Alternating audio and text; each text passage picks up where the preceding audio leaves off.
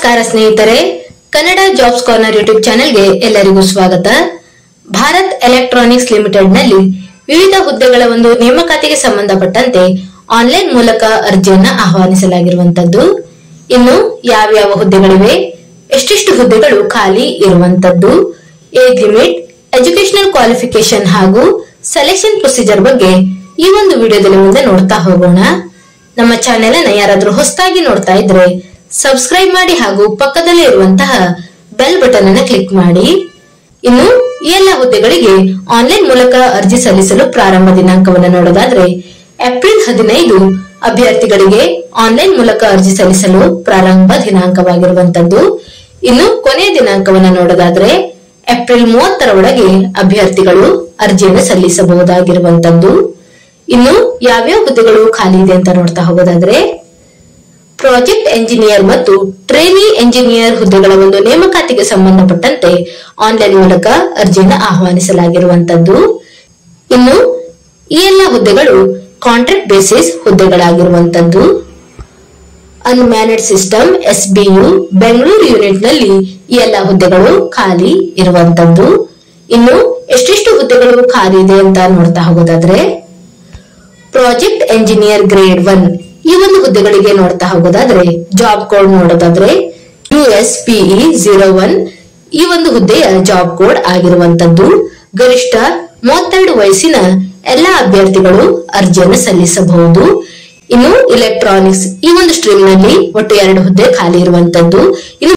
ಇನ್ನು ಮೆಕ್ಯಾನಿಕಲ್ ನಲ್ಲಿ 2 ಹುದ್ದೆಗಳು ಮತ್ತು ಕಂಪ್ಯೂಟರ್ ಸೈನ್ಸ್ ನಲ್ಲಿ 1 ಹುದ್ದೆಗಳು ಖಾಲಿ ಇರುವಂತದ್ದು. ಇನ್ನು ಕೆಟಗರಿ ವೈಸ್ ವೇಕೆನ್ಸಿಯನ್ನು ನೋಡ್ತಾ ಹೋಗೋದಾದ್ರೆ UR ಕೆಟಗರಿಯಲ್ಲಿ 2 ಪೋಸ್ಟ್ ಗಳು ಖಾಲಿ ಇದೆ. EWS ನಲ್ಲಿ 1, OBC ಯಲ್ಲಿ 1 ಮತ್ತು SC ಕೆಟಗರಿಯಲ್ಲಿ 1 ಹುದ್ದೆಗಳು ಖಾಲಿ ಇರುವಂತದ್ದು.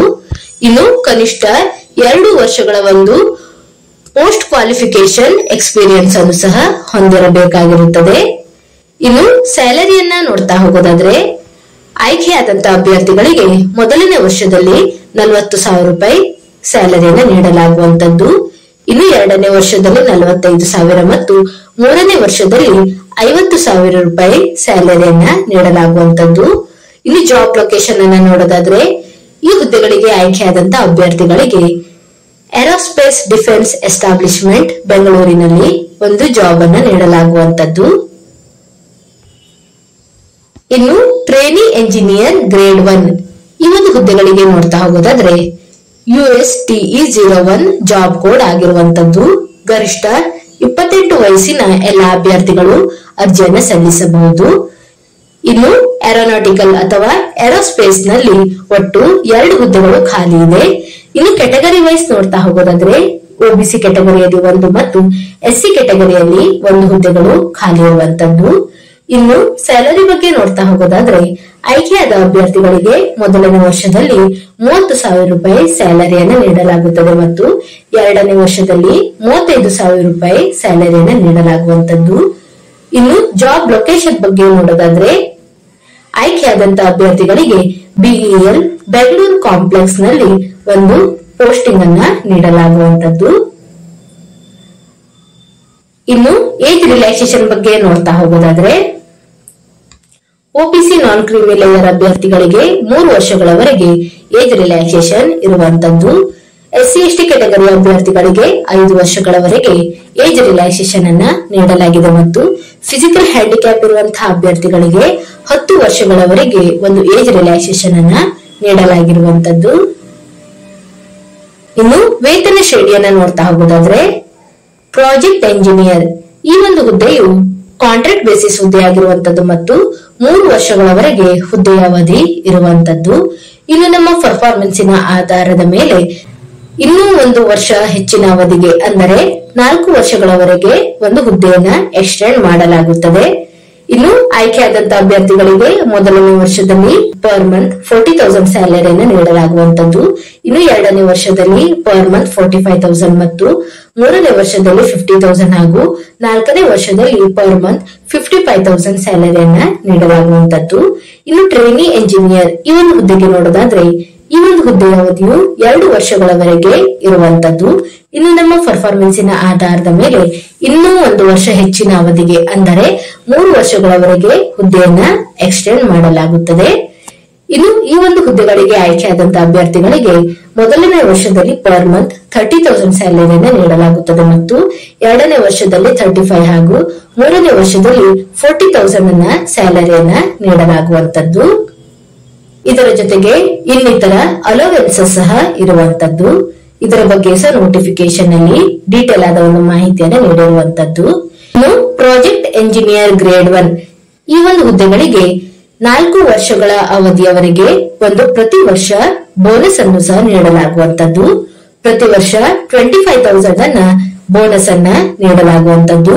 ಒಟ್ಟಾರೆ 4 ವರ್ಷಗಳಲ್ಲಿ ಅಭ್ಯರ್ಥಿಗಳಿಗೆ 1 ಲಕ್ಷ ರೂಪಾಯಿ ಬೋನಸ್ ಅನ್ನ ನೀಡಲಾಗುತ್ತದೆ.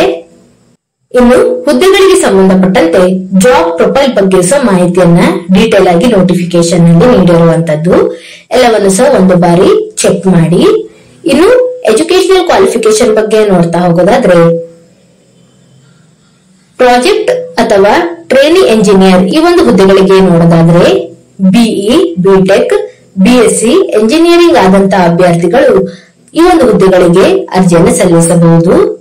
ಇನ್ನು ಎಲೆಕ್ಟ್ರಾನಿಕ್ಸ್ ನಲ್ಲಿ ಎಲೆಕ್ಟ್ರಾನಿಕ್ಸ್ ಅಥವಾ ಎಲೆಕ್ಟ್ರಾನಿಕ್ಸ್ ಮತ್ತು ಕಮ್ಯುನಿಕೇಶನ್ ಅಥವಾ ಎಲೆಕ್ಟ್ರಾನಿಕ್ಸ್ ಅಂಡ್ ಟೆಲಿಕಮ್ಯುನಿಕೇಶನ್ ಅಥವಾ ಟೆಲಿಕಮ್ಯುನಿಕೇಶನ್ ಅಥವಾ ಕಮ್ಯುನಿಕೇಶನ್ ಅಥವಾ ಎಲೆಕ್ಟ್ರಾನಿಕ್ಸ್ ಮತ್ತು ಇನ್ಸ್ಟ್ರುಮೆಂಟೇಶನ್ ಅಥವಾ ಇನ್ಸ್ಟ್ರುಮೆಂಟೇಶನ್ ನಲ್ಲಿ ಎಂಜಿನಿಯರಿಂಗ್ ಆದಂತಹ ಅಭ್ಯರ್ಥಿಗಳು ಅರ್ಜಿಯನ್ನು ಸಲ್ಲಿಸಬಹುದು. ಇನ್ನು ಮೆಕ್ಯಾನಿಕಲ್ ನಲ್ಲಿ ನೋಡೋದಾದ್ರೆ ಮೆಕ್ಯಾನಿಕಲ್ ಎಂಜಿನಿಯರಿಂಗ್ ಅಥವಾ ಮೆಕಾಟ್ರಾನಿಕ್ಸ್ ಅಥವಾ ಇಂಡಸ್ಟ್ರಿಯಲ್ ಇಂಜಿನಿಯರಿಂಗ್ ಮತ್ತು ಮ್ಯಾನೇಜ್ಮೆಂಟ್ ನಲ್ಲಿ ಎಂಜಿನಿಯರಿಂಗ್ ಆದಂತಹ ಅಭ್ಯರ್ಥಿಗಳು ಅರ್ಜಿಯನ್ನು ಸಲ್ಲಿಸಬಹುದು. ಇನ್ನು ಕಂಪ್ಯೂಟರ್ ಸೈನ್ಸ್ ನಲ್ಲಿ ನೋಡೋದಾದ್ರೆ ಕಂಪ್ಯೂಟರ್ ಸೈನ್ಸ್ ಎಂಜಿನಿಯರಿಂಗ್ ಅಥವಾ ಕಂಪ್ಯೂಟರ್ ಸೈನ್ಸ್ ಅಂಡ್ ಎಂಜಿನಿಯರಿಂಗ್ ಅಥವಾ ಕಂಪ್ಯೂಟರ್ ಸೈನ್ಸ್ ಅಥವಾ ಇನ್ಫಾರ್ಮೇಶನ್ ಟೆಕ್ನಾಲಜಿ ಅಥವಾ ಇನ್ಫಾರ್ಮೇಶನ್ ಸೈನ್ಸ್ ಅಂಡ್ ಎಂಜಿನಿಯರಿಂಗ್ ಅಥವಾ ಡಾಟಾ ಸೈನ್ಸ್ ಅಂಡ್ ಎಂಜಿನಿಯರಿಂಗ್ ಅಥವಾ ಆರ್ಟಿಫಿಷಿಯಲ್ ಇಂಟೆಲಿಜೆನ್ಸ್ ಅಥವಾ ಆರ್ಟಿಫಿಷಿಯಲ್ ಇಂಟೆಲಿಜೆನ್ಸ್ ಎಂಜಿನಿಯರಿಂಗ್ ಆದಂತಹ ಅಭ್ಯರ್ಥಿಗಳು ಅರ್ಜಿಯನ್ನು ಸಲ್ಲಿಸಬಹುದು.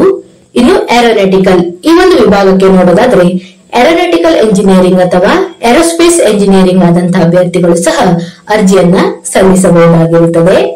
ಇನ್ನು ಪೋಸ್ಟ್ ಕ್ವಾಲಿಫಿಕೇಶನ್ ಎಕ್ಸ್ಪೀರಿಯನ್ಸ್ ಬಗ್ಗೆ ನೋಡೋದಾದ್ರೆ ಪ್ರಾಜೆಕ್ಟ್ ಎಂಜಿನಿಯರ್ ಈ ಒಂದು ಹುದ್ದೆಗಳಿಗೆ ಪೋಸ್ಟ್ ಕ್ವಾಲಿಫಿಕೇಶನ್ ಎಕ್ಸ್ಪೀರಿಯನ್ಸ್ ಅನ್ನು ನೋಡೋದಾದ್ರೆ ಕನಿಷ್ಠ 2 ವರ್ಷಗಳ ಕಾಲ ಒಂದು ಸಂಬಂಧಪಟ್ಟಂತ ಫೀಲ್ಡ್ ನಲ್ಲಿ ಪೋಸ್ಟ್ ಕ್ವಾಲಿಫಿಕೇಶನ್ ಎಕ್ಸ್ಪೀರಿಯನ್ಸ್ ಅನ್ನು ಸಹ ಹೊಂದಿರಬೇಕಾಗಿರುತ್ತದೆ.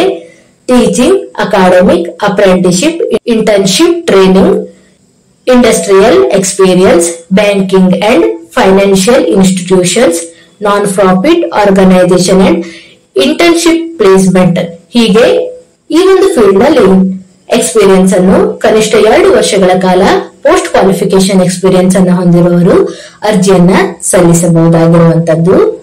ಇನ್ನು ಸೆಲೆಕ್ಷನ್ ಪ್ರೊಸೀಜರ್ ಬಗ್ಗೆ ನೋಡೋದಾದ್ರೆ ಪ್ರಾಜೆಕ್ಟ್ ಎಂಜಿನಿಯರ್ ಈ ಒಂದು ಹುದ್ದೆಗಳಿಗೆ ನೋಡ್ತಾ ಹೋಗೋದಾದ್ರೆ ಅಭ್ಯರ್ಥಿಗಳಿಗೆ ಮೊದಲನೇದಾಗಿ ರಿಟರ್ನ್ ಎಕ್ಸಾಮಿನೇಷನ್ ಇರುವಂತದ್ದು. ಇನ್ನು ರಿಟರ್ನ್ ಎಕ್ಸಾಮಿನೇಷನ್ ನಲ್ಲಿ ಕ್ವಾಲಿಫೈ ಆದಂತಹ ಅಭ್ಯರ್ಥಿಗಳನ್ನ ಇಂಟರ್ವ್ಯೂಗೆ ಕರೆಯಲಾಗುತ್ತದೆ. ಇನ್ನು ಅಭ್ಯರ್ಥಿಗಳು ರಿಟರ್ನ್ ಎಕ್ಸಾಮ್ ನಲ್ಲಿ ಪಡೆದುಕೊಂಡಿರುವಂತಹ ಅಂಕಗಳಲ್ಲಿ 85% ಮತ್ತು ಇಂಟರ್ವ್ಯೂನಲ್ಲಿ ಪಡೆದುಕೊಂಡಿರುವಂತಹ 15% ಮಾರ್ಕ್ಸ್ ಅನ್ನ ಕ್ಯಾಲ್ಕುಲೇಟ್ ಮಾಡಲಾಗುವಂತದ್ದು. ಇನ್ನು ಅಭ್ಯರ್ಥಿಗಳು ರಿಟರ್ನ್ ಎಕ್ಸಾಮ್ ನಲ್ಲಿ ಪಡೆದುಕೊಂಡಿರುವಂತಹ ಅಂಕಗಳ ಆಧಾರದ ಮೇಲೆ 1:5 ಈ ಒಂದು ರೇಷಿಯೋದ ಆಧಾರದ ಮೇಲೆ ಇಂಟರ್ವ್ಯೂಗೆ ಕರೆಯಲಾಗುವಂತದ್ದು ಮತ್ತು ಶಾರ್ಟ್ ಲಿಸ್ಟ್ ಆದಂತಹ ಅಭ್ಯರ್ಥಿಗಳನ್ನ ಬಿಇಎಲ್ ವೆಬ್ಸೈಟ್ ನಲ್ಲಿ ಪ್ರಕಟಿಸಲಾಗುತ್ತದೆ. ಜೊತೆಗೆ ಅಭ್ಯರ್ಥಿಗಳಿಗೆ ರಿಟರ್ನ್ ಎಕ್ಸಾಮ್ ಮತ್ತು ಇಂಟರ್ವ್ಯೂಗೆ ಕಾಲ್ ಲೆಟರ್ ಅನ್ನ ಕೇವಲ ಮೇಲ್ ಮುಖಾಂತರ ಮಾತ್ರ ಕಳುಹಿಸಲಾಗುವಂತದ್ದು. ಇಷ್ಟು ಪ್ರಾಜೆಕ್ಟ್ ಎಂಜಿನಿಯರ್ ಹುದ್ದೆಗಳಿಗೆ ಸಂಬಂಧಪಟ್ಟಂತಹ ಒಂದು ಸೆಲೆಕ್ಷನ್ ಪ್ರೊಸೀಜರ್ ಆಗಿರುವಂತದ್ದು. ಇನ್ನು ಟ್ರೇನಿ ಎಂಜಿನಿಯರ್ ಈ ಒಂದು ಹುದ್ದೆಗಳಿಗೆ ನೋಡೋದಾದ್ರೆ ಅಭ್ಯರ್ಥಿಗಳಿಗೆ ಮೊದಲನೆಯದಾಗಿ ರಿಟರ್ನ್ ಟೆಸ್ಟ್ ಇರುವಂತದ್ದು. ಒಟ್ಟು 100 ಅಂಕಗಳಿಗೆ ಎಕ್ಸಾಮ್ ಅನ್ನ ನಡೆಸಲಾಗುವಂತದ್ದು.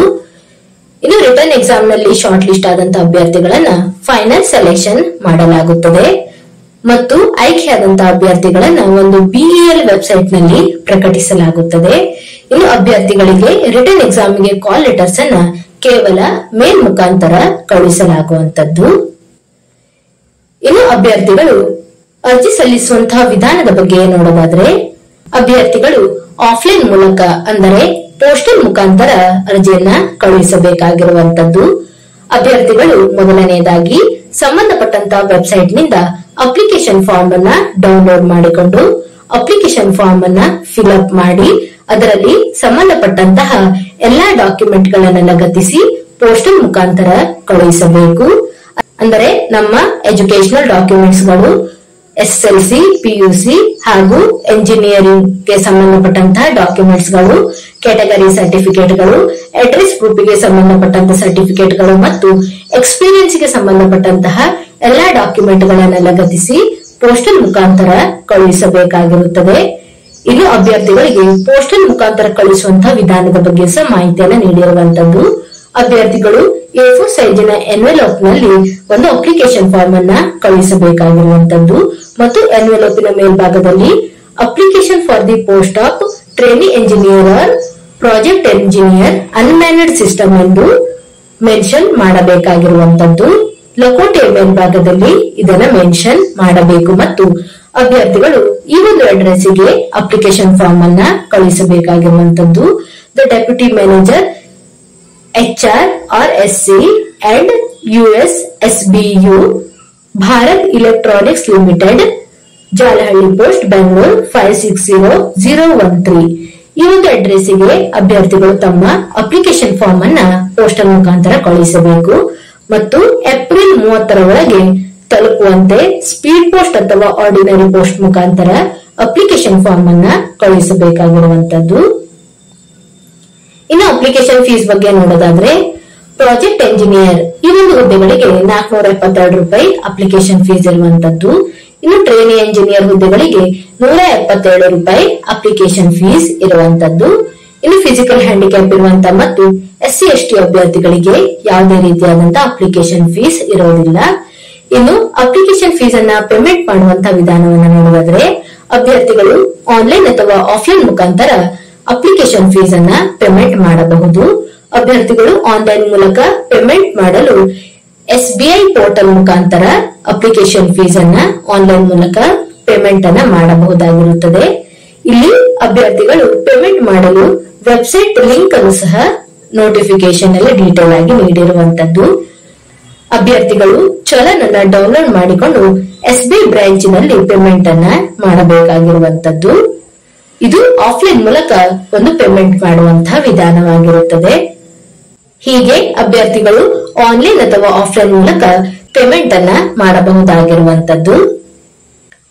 ಇವಿಷ್ಟು ಭಾರತ್ ಎಲೆಕ್ಟ್ರಾನಿಕ್ಸ್ ಲಿಮಿಟೆಡ್ ನಲ್ಲಿ ಕರೆದಿರುವಂತಹ ಪ್ರಾಜೆಕ್ಟ್ ಎಂಜಿನಿಯರ್ ಮತ್ತು ಟ್ರೈನಿ ಎಂಜಿನಿಯರ್ ಹುದ್ದೆಗಳ ಒಂದು ನೇಮಕಾತಿಗೆ ಸಂಬಂಧಪಟ್ಟಂತಹ ಮಾಹಿತಿಯಾಗಿರುವಂತದ್ದು. ಈ ಒಂದು ವಿಡಿಯೋ ನಿಮಗೆ ಇಷ್ಟವಾಗಿದ್ದಲ್ಲಿ ಒಂದು ಲೈಕ್ ಮಾಡಿ, ಶೇರ್ ಮಾಡಿ ಹಾಗೂ ಸಬ್ಸ್ಕ್ರೈಬ್ ಮಾಡಿ. ಜೊತೆಗೆ ಪಕ್ಕದಲ್ಲಿ ಇರುವಂತಹ ಬೆಲ್ ಬಟನ್ ಅನ್ನು ಕ್ಲಿಕ್ ಮಾಡಿ. ಏನಾದರೂ ಡೌಟ್ಸ್ ಇದ್ದರೆ ಕಮೆಂಟ್ ಬಾಕ್ಸಿನಲ್ಲಿ ಕಮೆಂಟ್ ಮಾಡಿ. ಇನ್ನೂ ಹೆಚ್ಚಿನ ಮಾಹಿತಿಗಾಗಿ ನಮ್ಮ ಚಾನೆಲ್ ಅನ್ನು ಸಬ್ಸ್ಕ್ರೈಬ್ ಮಾಡಿ.